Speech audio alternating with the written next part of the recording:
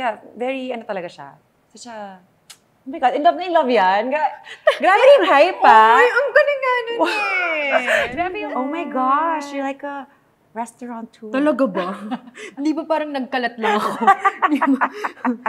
Supportive friend yan. O, diba? Galing! Ang importante, masarap. We all know na mas masarap ang chikahan kapag may kasamang kainan.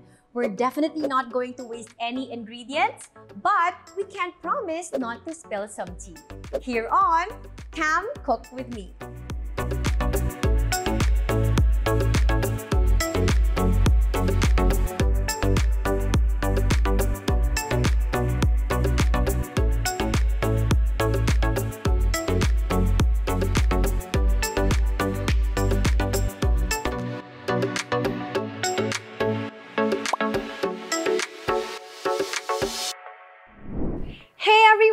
Welcome back to Cam Cook With Me, and for this episode, I will be joined by someone who actually inspires me kasi napaka-busy ng tao. She has so many things going on in her life. She has a podcast with her husband. Meron din siyang banda with her husband. They also have a business together. They have a beautiful family, and I really admire her courage and her strength, especially during the time when she went through something difficult in her life. And I'm so excited to hear her story. So please welcome Saab Magalona! Hey, Saab! Hello! Hello! Finally! Hi! Yay! Oh my gosh! Magluluto tayo. Alam mo, hindi ako nagluluto. Talaga ba? Hindi talaga. As in, sige, dahil I'll hindi try. ka nagluluto, ikaw yung magluluto today. But this is so easy. Okay, sige, game. We're gonna make Hong Kong style French toast. Ooh, challenge diba? accepted. Really? Game. Sige, let's go.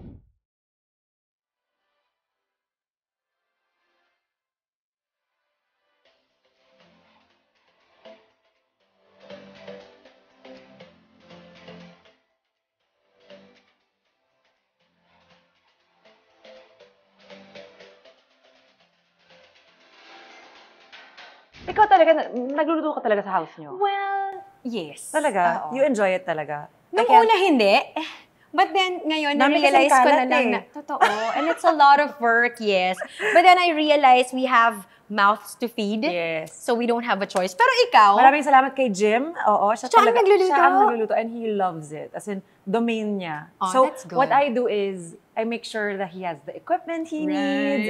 So, as a supportive yes, wife. and ako, I enjoy washing the dishes. I do. Nice. Yeah. So, good teamwork. It's like, he likes one thing and nagka-compliment ng styles. Ganda. That's really good. Pero ngayon, pwede mo na i-surprise si Jim. I'm Kasi, excited. kaya mo na itong lutuin. Okay. So, we're gonna make a French toast. So, easy lang to. So, meron tayo ditong milk bread. Okay. Preferably milk bread. And then, we're just gonna put palaman. So, we have peanut butter. Ooh. Sige, I'll do this now. Kasi ikaw na magpa-fry. Okay. So, we sige. can heat up the oil. Konti lang. O, diba? So, how are you, Saab? Ano mga ganap mo lately? What's keeping you busy? Well, I have 2 kids, Pancho and Okay. Vito. Pancho is about to turn 5, and then si Vito just turned 3. And then I have my podcast with Jim. Yes. So that's Wake Up with Jim and Saab, exclusively on Spotify. Nice. May Nako, nag-plug na. grabe. Isa sila sa mga kilala ko na original na ng podcast na nag-start dito sa atin. Yes. Parang feeling ko nga kayo yung unang-una kong kilala na I think so. na Pinoy na may podcast. Oo. What got you into podcasting? I think it was in 2018.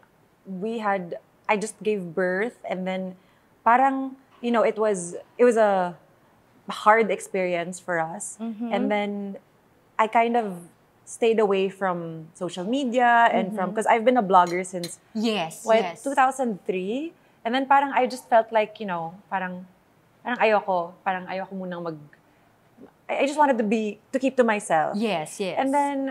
And my husband, si Jim, he could see na medyo na-miss ko rin naman yung sharing about our lives or stuff like that. So he said, you want to try podcasting because we like listening to podcasts. Yeah. And it looks like you enjoy talking. Yes. Alam mo, yun yung masaya, no? Yeah. Parang feeling ko hindi lahat ng mag-asawa nag-i-enjoy mag-usap. Oh. Pero kayo, parang it's so natural for you guys to have like a really good conversation na tumatawa kayo. Oh, yeah. I feel like that's very important in a marriage. I'm sure you guys, like, diba parang, ang corny naman kung, that's really sad if you don't talk. I feel like that's one of the foundations of a good, healthy marriage. Na you guys are able to communicate. Communication is key. You know, it's easier said than done. Like, na-realize ko, people would always say na, alam mo, importante pag mag-asawa kayo, dapat nagko-communicate kayo. But then, I realized that there's a right timing to it. Like, you can't just communicate everything.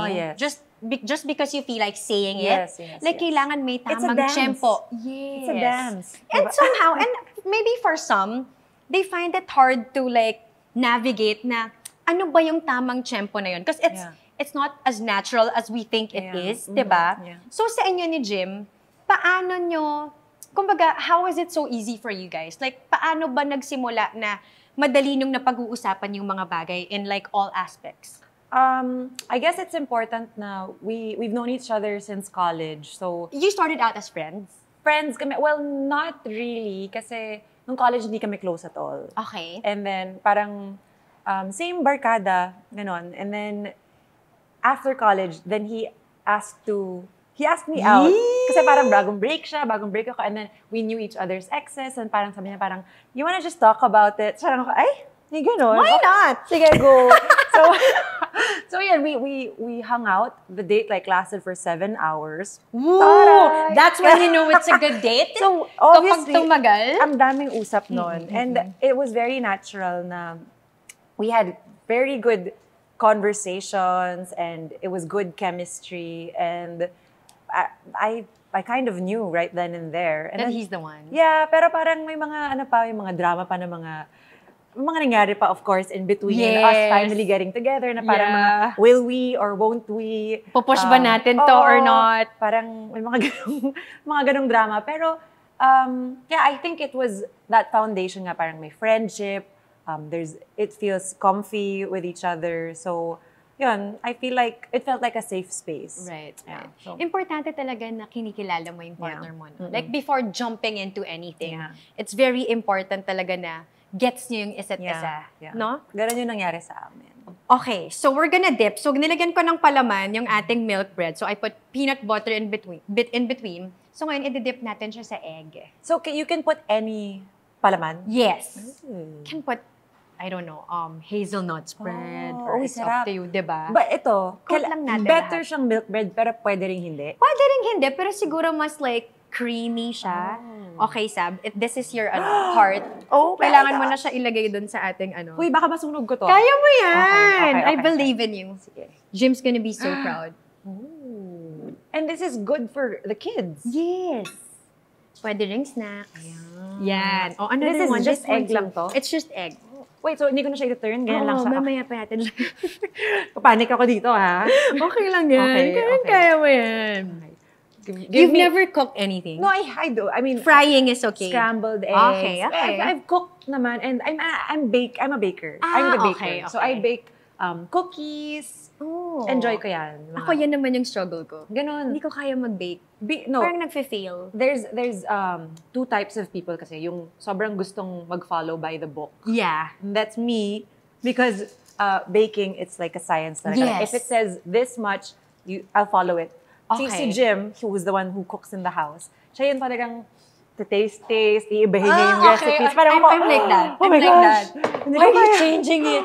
I can't. Pwede na natin to i-flip ng slide. Ito? Yes, different side na. Yan. Mabilis lang yan kasi maluto. O, diba? So easy, diba? So let's go to cheats. Okay. So kayo ni Jim, nung mag-boyfriend na kayo when you started a band. Yes. So what made you start a band? Well, he was in a band for the longest time since he was in high school. Ako naman, I've tried out parang sessioning with other bands in the past. And then, we became boyfriend and girlfriend, tapos nagkaroon pa siya ng, parang independent sila. So, me and my best friend, si Candy, we started this music production thing na we would put together gigs. Okay. And then we would always get their band. And then we decided, like, let's manage them. But that was short-lived kasi when we managed them, we'd always be around. And then sa the gym would be like, kantahan nyo nga to. And then, now, Candy and I are both in the band with Jim. So, it's just amazing because para talaga siyang, we're best friends and we just make music together. So, saya talaga siya. Let's talk about Linya Linya. Yes. Nasuot namin ngayon. Okay. Ito, ni-request ko talaga to kay Saab. Eat Letic. Kasi ako, nag-workout talaga ako para makain ko lahat ng gusto ko. Aren't we all like that? That's the point of it all, di ba? Pagpaguran natin so we can eat more. How did this start? It's actually si Jim, his high school classmate, si Ali Sangalang. He would write these funny, witty one-liners along with his friend si Pancho naman. Siya yung gumagawa ng art. And then imagine mo, when we got married, this doesn't really happen most of the time, right? Mm-hmm. We got married, Jim had a corporate job. A few months into our marriage, he's like, I feel like I want to quit.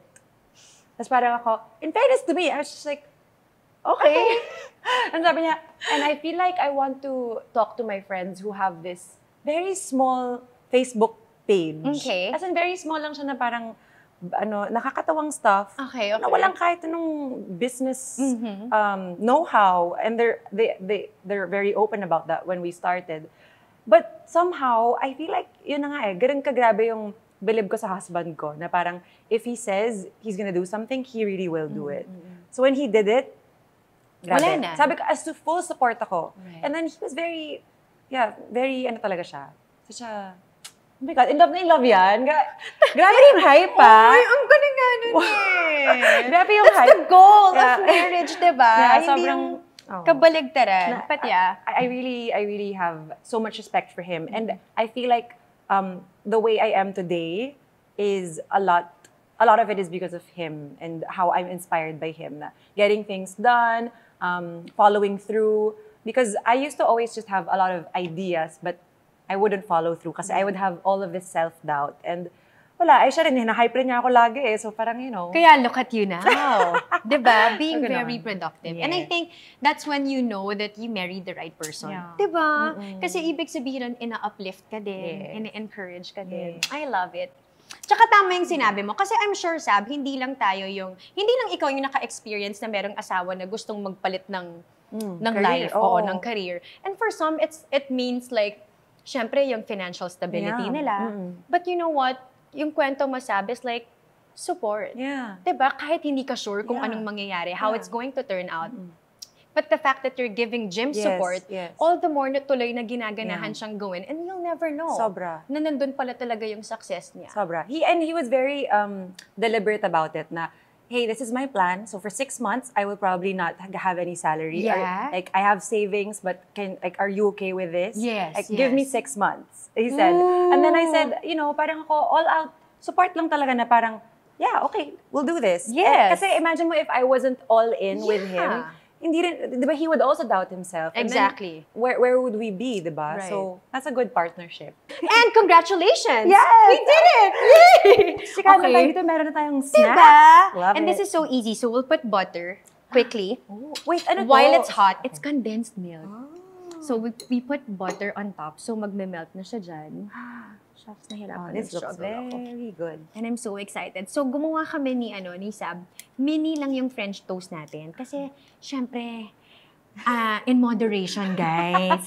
Merong mas mga malalaking loaves, but it's up to you. For us, baby lang. Baby loaves lang. Okay, and then, we'll just drizzle. Oops. Parang lumapot yung ating condensed milk. Alam mo, sobra kong favorite tong condensed milk. So we'll just do that. Oh my gosh, you're like a restaurateur. Talaga ba? Hindi ba parang nagkalat lang ako? Supportive friend yan. O, diba? Galing! Ang importante, masarap. Kasi paano ka melted butter? Paano naman yan kung hindi ka rin believe sa sarili? Diba? Magkaka-self-doubt ka. Uy, dumating ako sa point na ganun dati, Saban. When I'm starting to learn how to cook. Yeah. Nadi-discourage ako pag hindi nagugustuhan ng pamilya ko yung kinakain, yung niluluto ko. Tapos hanggang sa dumating na lang ako sa time na, bahala na kayo dyan. I'm just gonna try and try. If you don't like it, di sorry. Kung magustuhan nyo, o di happy. Yes. Okay. That was so easy to make. Diba? Tsaka If I can do social. it, if I can do it, anyone can do it. Yay, that's it. Ooh. Okay. Do we transfer it here for Pwede. plating? Yes. Ooh. There you go. Isang subo lang to. Oo nga eh. Kayang-kaya namin to in one bite. How was it? I'm gonna try it na. Game. Okay. Uy, ang ganda tignan. Oh my gosh! Tignan mo, pwede. Talaga ba? Sarap. I wanna try. So excited. Proud yan. I can't believe Proud I made yan it. sa French toast. I would like to thank Camille Prats, CamCookWithMe for believing in me. I love Oh my gosh, ang sarap! Ang sarap. Fair. Sabi, you mentioned na kaya na start ni Jim yung podcast was because you were going through a rough time before. Yeah. Paano nyo sinuport yung isa't isa given that pareho kayong may pinagdadaanan during that time? Oh, it was very difficult. So for those who don't know, we got pregnant, twins siya, boy and girl. It was like, oh my gosh, first time ever. What are the chances? And it all seemed very magical and like, whoa, this is surreal. And we were having the time of our lives. And then out of nowhere, there was a complication. It's a high-risk pregnancy because it's twins, right? And then, long story short, we lost our baby girl. And si Pancho, our baby boy, he was in the NICU for 2 months and really fighting for his life. Like the doctor said he wouldn't last the night. Right. And then that was very, I mean, who would want to hear that? And then it was a lot of ups and downs kasi I couldn't see him because I was also in the ICU fighting for my life. I was losing a lot of blood. Yes. I was losing a lot of blood and ayun, parang I only saw him 10 days after I gave birth to him. Actually, no. Right after I gave birth to him, ni-roll in ako sa NICU to say goodbye because nga they were expecting that he wouldn't last na. Ganun na. And of course, I was groggy because it was an emergency CS and everything. I remember it very, it's all hazy to me. But, ayun, parang, I can imagine what Jim was going through because he was going between me in the ICU, our baby boy in the NICU, and our baby girl in the morgue. Right. So can you imagine? Parang he was so strong. He had no choice. He had to be. And sabi rin naman niya sa akin, what kept him going naman, because he kept me going. Right. What kept him going is that every time he would come into my room, I would be smiling. Okay. So, because I was smiling, he would totally be... Yun na yung parang doon siya kumukuha ng Sobra. lakas. We didn't know, we had no idea na we were doing it for each other. Yeah. And that's how we both got through it. And even to this day, because I don't think we're ever gonna get over that. Right. But we work on it together, and I think it's made us stronger, not just as a couple, pero as individuals. Kasi, after that whole, parang, oh my gosh, magical, whatever, you also get, you get put back down to earth, diba? Yeah. You become humbled by the experience, and I really feel like we were, we're now vessels to help out other children in need. When I suffered through that loss, I wasn't even thinking about anything, but because my body was producing for 2 babies, Kaya I was parang able you to were oversupply. So I donated a lot of milk to a lot of moms who were having struggles. Parang ano yun, talagang cooler by cooler. Yes. We were able to do that, and that was my way. One of the ways that I coped. Ang galing, no? The way of coping is actually through giving. Helping through other people. Helping other people really helps yourself rin. So that was the thing. Me trying to help Jim was helping me. I didn't know that. Him trying to help me was also helping him. Yeah. But syempre, I also want to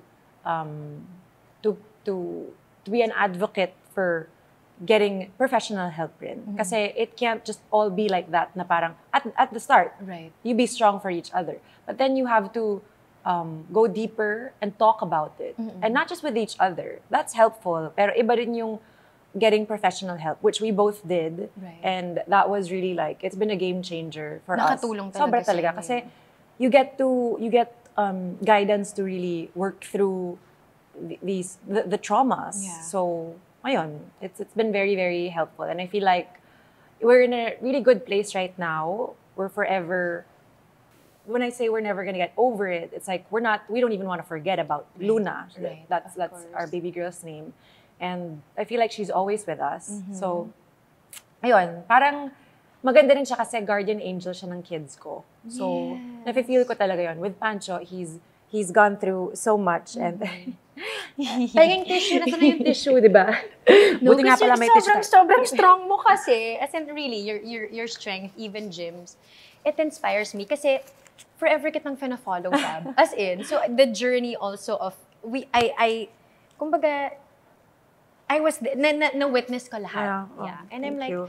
it's very hard. Kasi kagaya ng sinabi mo, the excitement was there. And then biglang all of a sudden, there was a change in it. And you know, it also made probably a lot of people realize that we are really not in control of our lives. Yeah. And sometimes, as much as we want things to happen a certain way, hindi ganun yung buhay. Yeah.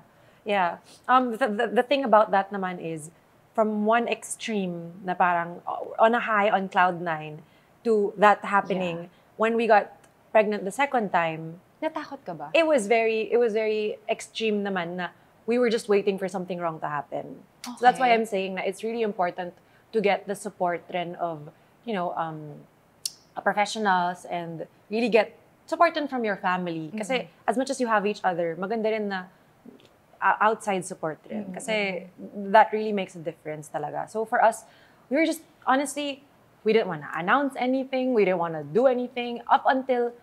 Sure na talaga. Parang lumabas up until na? lumabas na siya at nauwi na namin siya. At sinabi ng Yun mga na parang, doctors na okay siya. Okay siya. That was the time na parang, I guess, it really feels like we were in a dream lang, that whole pregnancy with Vito.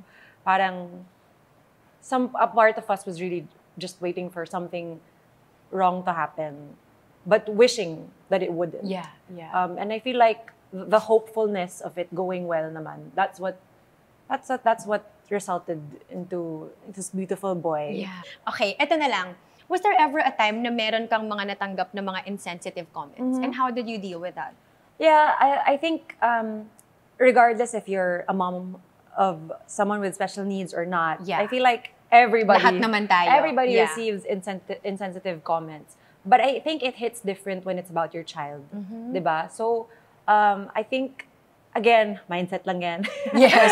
Parang, I mean, I know it sounds corny and ridiculous, pero sometimes you have to do self-work. Kasi when you're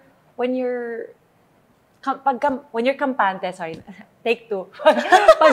pag kampante ka kasi in yourself and the way you're doing things and in your children, if you're confident in them and their abilities, no matter what anyone says about you or anyone you love, it really just bounces off you eh. Kasi parang, they're misinformed. Number one, most of the time you have to remember that I feel like most of the time naman, they don't mean to be mean. Yes. They don't. Yes. They don't know what to say. They're being awkward about it. But sometimes there is a small percentage na they really want to be mean. Yes. So for that first one, when they don't know imagine mo na lang na, they don't know any better. So if you feel like it, it's not your job to educate them. But if you feel like it, and if you have space for it, then just try to educate them. If not, if you don't feel like it, just be like, Huwag mo nang dibdibin. Parang just move on na lang. Parang don't even it's not, you have to be mindful rin of your own energy, diba? Right. So, ayun, if they're really being mean naman, yun yung talagang, block na yan. Yun yung talagang, huwag mo na talagang bigyan ng panahon. Tama. Yeah. And it's a part of, I think, isa yun sa mga bagay na tatanggapin mo na if you're sharing your life. Yes. Diba? Kasi isa na yun sa mga pwedeng mangyari na that's already beyond your control. Yes. Right? Yeah. Yeah, and as long as, again, I learned that the hard way.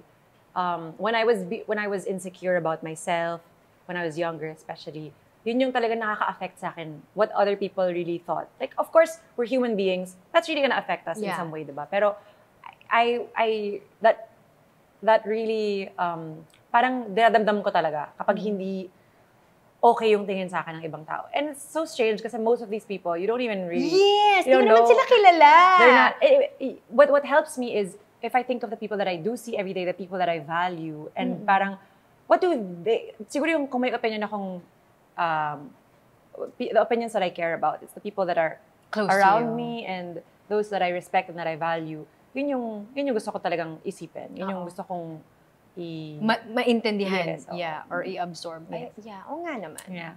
Thanks, Saab. Thank you for sharing. And thank you talaga. Yeah, thanks for also giving me the platform to talk about, grief and loss and special needs. So, thank you. Ito na naman ako, naiiyak na naman ako. Oo nga eh. But thank you. Your courage, your strength, it's really an inspiration. Thank you. Saab. Kaya keep doing it. And I'm sure your boys are gonna grow up so strong because of you and Jim. Aww. Thank you. Thank you, Saab. Really. Thank you rin sa pagturo sa akin. Oo nga. Nakainan na natin. Thank you. Enjoy natin yan. So, okay. Invite them to listen to your podcast. At ang magulo na Bakaros. Okay. Teka lang ha. Retouch lang ako. Yes. Please listen. Wait lang. Wait lang. Lunukin lang muna na yung kinain niya. Ang sarap nito. Sige. Okay. Okay. Please listen to our podcast. It's Wake Up with Jim and Saab exclusively on Spotify. And yun, nagva-vlog rin ako paminsan. Matagal lang hindi. Pero it's called Magalona Bakaros. It's a play on Magalona Bakaros. Yes, now you get it. And yeah, that's on YouTube. Tingnan natin kung mag-update ako. Maybe pag kaya na ng energy ko. Yes, it's a lot of work. Yes. Sabi nga ni Camille, masyado akong maraming ginagawa. So, isa-isa. One at a time. Thank you so much, Saab, for you. being here. Thank you. And thank you so much, guys, for watching this episode. So, alam niyo na what to do. See you next time. Bye.